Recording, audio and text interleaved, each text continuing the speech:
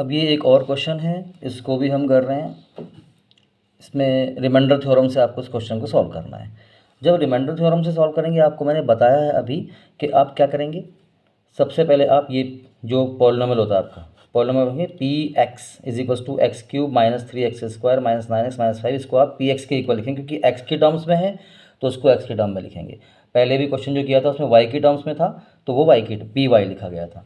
अब क्योंकि यहाँ पर फैक्टर अगर हम देखने होते तो हम ऐसे ही मिल जाते हैं फैक्टर। ये लास्ट में 5 लिखा है, 5 का फैक्टर देखेंगे तो 1 और 5 मिल रहे हैं आपको, यानी आप 1 रखेंगे तो भी 0 आ जाएगा, 5 को रखोगे तो भी 0 आ जाएगा। ठीक, हम पहले 1 रख लेते हैं क्योंकि 1 से थोड़ा सा कैलकुलेशन आसान रहेगी, इसलिए 1 को पहले ट्राई कर रहे हैं।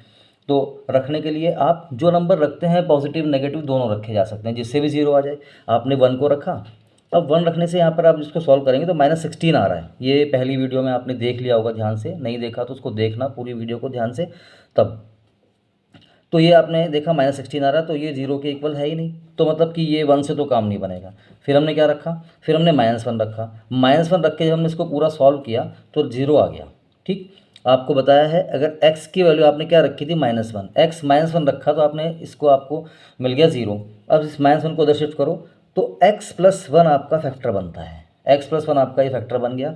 अब जब ये x+1 फैक्टर बन जाता है तो इसके बाद आपको क्या बताया गया था, इसके बाद बताया गया था कि इस x+1 से आप इस पॉलिनोमियल को डिवाइड करेंगे। कौन सा पॉलिनोमियल, ये जो दिया था आपको यहाँ पर, ये जो पॉलिनोमियल दिया गया है इस क्वेश्चन में, इसको आप लॉन्ग डिवीजन में यहाँ लिखेंगे। और जो फैक्टर आपने अभी निकाला है ये x+1, ये जो फैक्टर निकला है आपका, इसको आप कहाँ रखेंगे, इस फैक्टर को हम रखेंगे बाहर यहाँ पर। अब हम डिवाइड करेंगे। डिवाइड करने के लिए आपको बताया है मैंने, सबसे पहले आपका जो ये टर्म होती है x3, ये आपको ख़त्म करनी होती है, एलिमिनेट करना होता है। अब ये कब एलिमिनेट होगी, जब आप x3 के नीचे बिल्कुल x3 के एक टर्म बनाएंगे। तो ये x लिखा है तो हम यहाँ पर लेंगे x पावर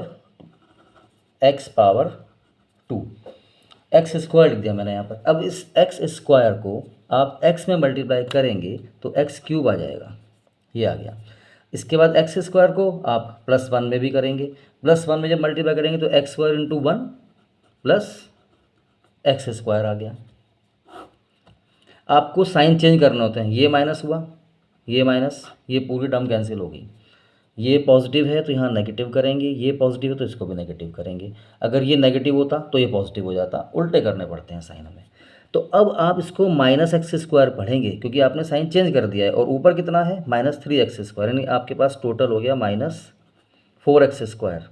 अगली टर्म आप कॉपी कर लीजिए, -9x -5।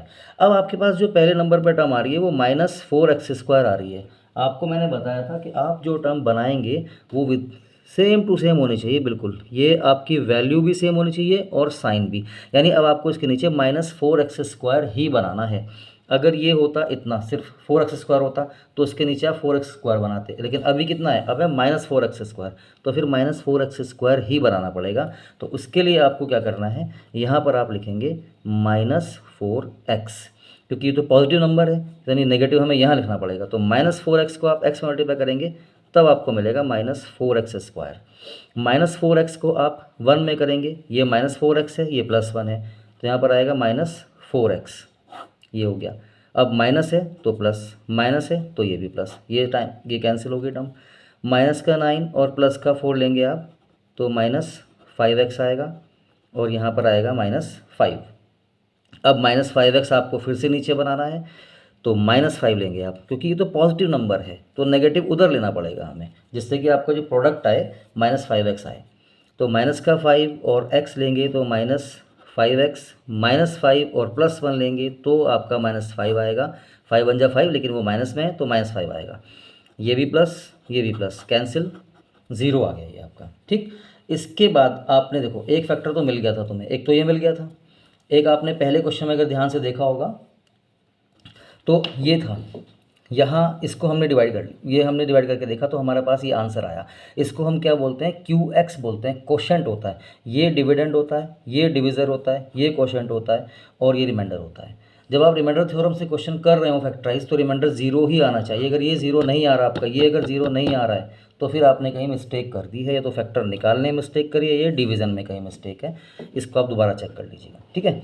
तो अब हम इसके बाद करते हैं भाई, जो हमारा QX आया है, डिवाइड करके जो हमें मिला था आंसर वो आया था हमारा x² माइनस 4x माइनस 5, ये मिल गया हमें। अब हम इसको करेंगे स्प्लिट। स्प्लिट करने के लिए कांस्टेंट टर्म है 5, 5 के फैक्टर करो तो 1 और 5 आ रहे हैं।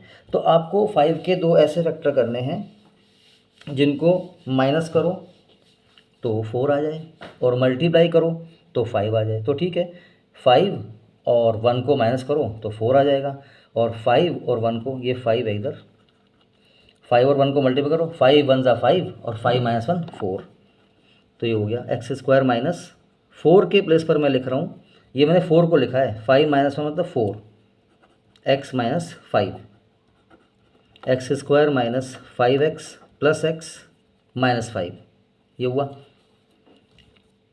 अब इन दोनों टर्म में से आप x को कॉमन ले लीजिए, x माइनस 5 आ गया। ये ब्रैकेट आपको आगे भी बनाना है तो वो बन ही रहा है पहले से ही, बस कॉमन आपको 1 निकालना पड़ेगा। x माइनस 5,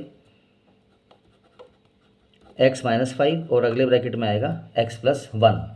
अब देखो भाई, ये एक ब्रैकेट तो आप, एक फैक्टर तो यहाँ से मिल गया था आपको पहले, x प्लस 1 मिल रहा है, और दो ये मिल गए x प्लस 1 और x माइनस 5। ठीक है, एक फैक्टर रिपीट भी हो सकता है, x प्लस 1 इधर भी आ रहा था, x प्लस 1 यहाँ पर भी आ रहा है, तो ये रिपीटेशन हो गया। तो लास्ट में आप आंसर लिखेंगे अपने फैक्टर्स आर, जो आंसर लिखा जाएगा उसमें तीनों लिख देना बस आप, कौन कौन से, अभी स्पेस यहाँ पे जैसे मैं यहाँ लिख के दिखाता हूँ आपको। The factors are x plus 1, x plus 1 and x minus 5। तो ये आपका आंसर आ गया। तो ये दोनों क्वेश्चन रिमाइंडर थ्योरम के हैं, इनको आप प्रैक्टिस करिएगा।